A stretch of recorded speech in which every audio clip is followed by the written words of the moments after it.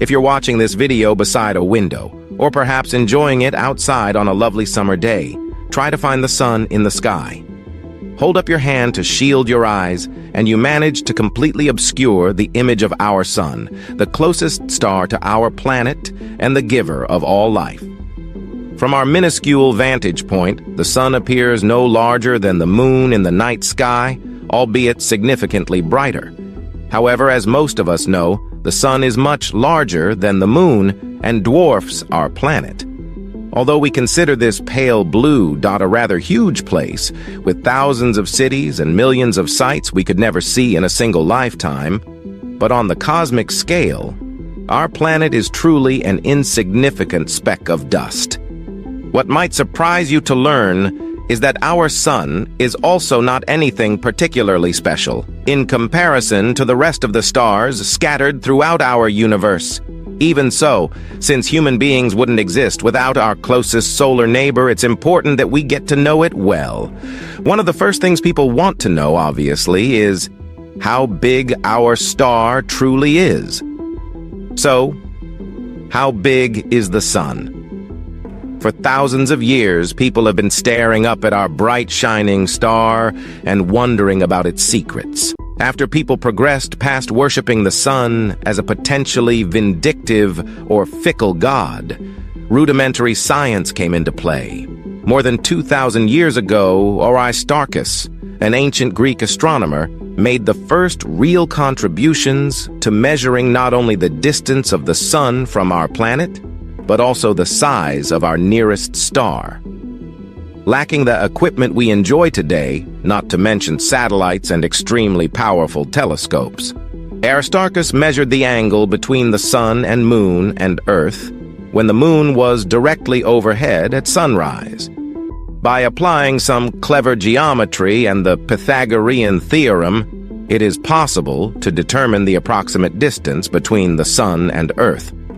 Once this distance is known, approximately 93 million miles, and the degree measure of the sun in the sky is known, 0.5 degrees, then a triangle can be deduced that describes the diameter of the sun. While ancient astronomers were using rough estimations and naked-eye observation to come up with these numbers, some of them were surprisingly accurate, and others were able to improve upon their methods throughout history. While Aristarchus may not have had all the right answers, he was on the right track. Today, we know that the sun is about 92.96 million miles from Earth. And while the distance between our planet and the sun is growing, we are gaining less than an inch of distance every year. In terms of size, however, the sun has a diameter of about 864,000 miles. Nearly 110 times greater than the diameter of Earth. When it comes to mass, our star is 330,000 times more massive than Earth, which shouldn't be surprising, considering that the sun contains more than 99.8% of all the mass in our entire solar system. It can be difficult to comprehend the size of our planet, let alone the mind-boggling scale of the sun in comparison, but we're going to try. The sun has a circumference of 2.7 million miles, whereas our planet has a circumference of less than 25,000 miles. To put this in perspective, if we ignored the oceans and began driving at 60 km/h to circumnavigate the globe, never having to stop for bathroom breaks, refueling stops, or snacks, it would take roughly 17 days to circle the entire planet.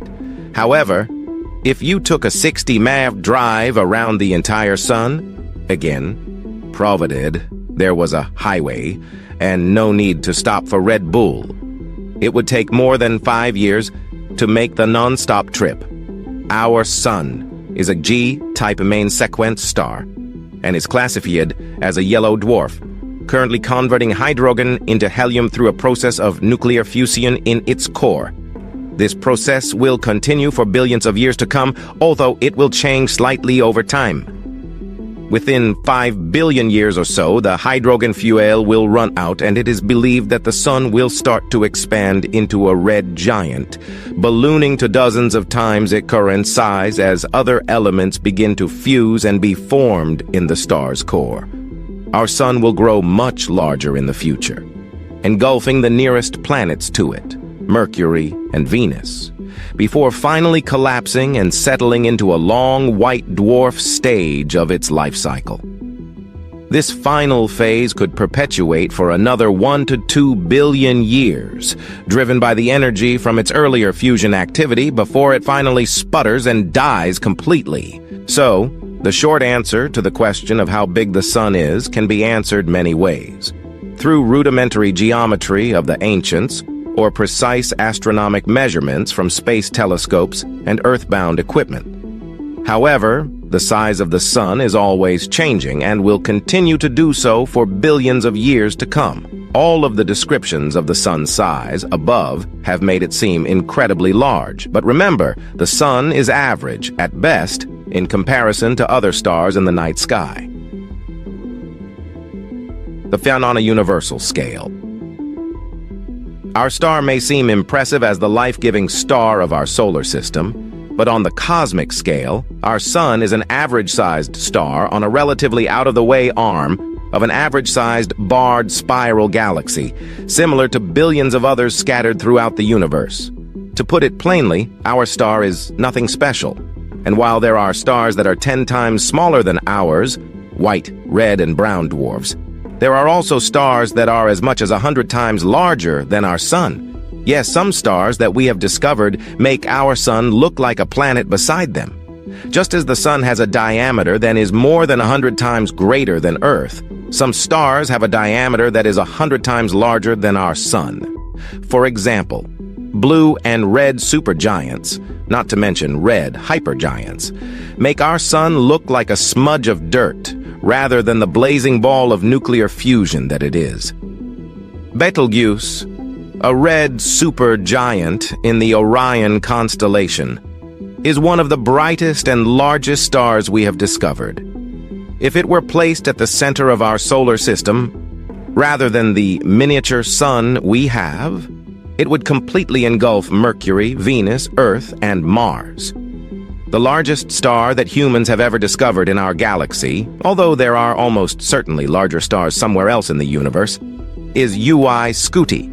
This is a red hypergiant variable star in the Scutum constellation, which has a radius that is more than 1/700 times greater than our sun and a volume that is 21 billion times greater. A star of this size is nearly inconceivable to the human mind, but perhaps this will put it in perspective. Consider our example before of a car driving non-stop around the entirety of the sun, a journey that would take more than 5 years to complete. If you wanted to take an epic road trip around the outside of Ui Scuti, the largest star we know, a round trip would take nearly 9,000 years. Numbers on the galactic scale can quickly get out of hand, and size is a difficult concept to grasp for our earthbound minds, but it's certainly worth trying to grasp. The sun is incredibly massive in comparison to Earth, but incredibly tiny compared to some of its distant neighbors in the Milky Way. Fortunately for us, Earth sits in the Goldilocks zone of our star, making it ideal for the perpetuation of life. We may have identified millions of other stars, some far larger and some far smaller, but thus far, we have yet to find a star with habitable planets that support life. In that respect, our average little star is pretty darn impressive. Thanks for watching. To stay updated on the latest discoveries, make sure to subscribe to my channel and turn on notifications.